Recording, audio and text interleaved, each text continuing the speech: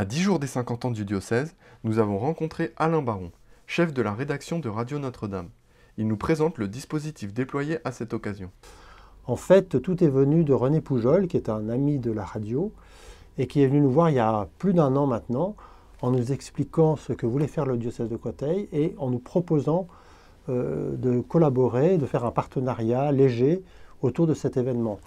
Nous n'avons pas hésité très longtemps parce que nous trouvions que l'idée était belle.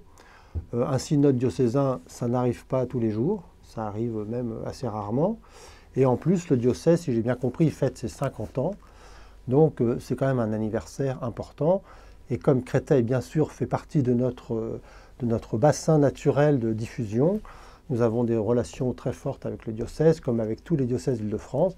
Et donc nous n'avons pas hésité. Et tout de suite, avec Bruno Courtois, directeur général de la radio, nous avons dit oui et on a entamé cette collaboration avec René Poujol, qui était un petit peu le leader du côté de Créteil.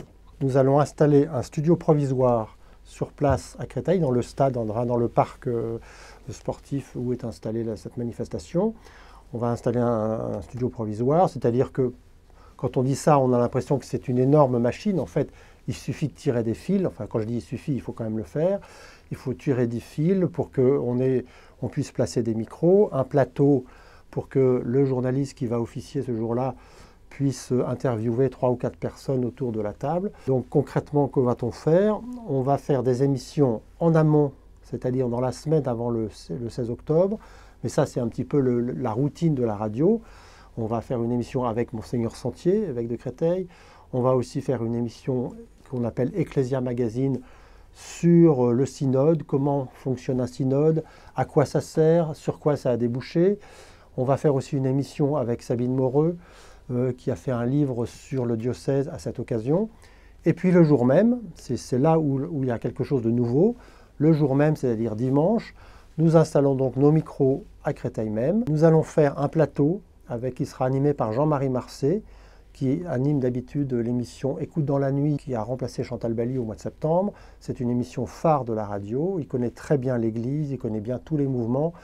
Et c'est lui donc qui va faire un plateau pour expliquer là aussi, avec les intervenants locaux, comment s'est passé ce synode, sur quoi ça a débouché, et faire parler le maximum de témoins. Et puis nous allons aussi rediffuser la messe en direct, donc ça c'est dimanche après-midi. On va rediffuser la messe en direct, puisque c'est un événement d'église important pour nous.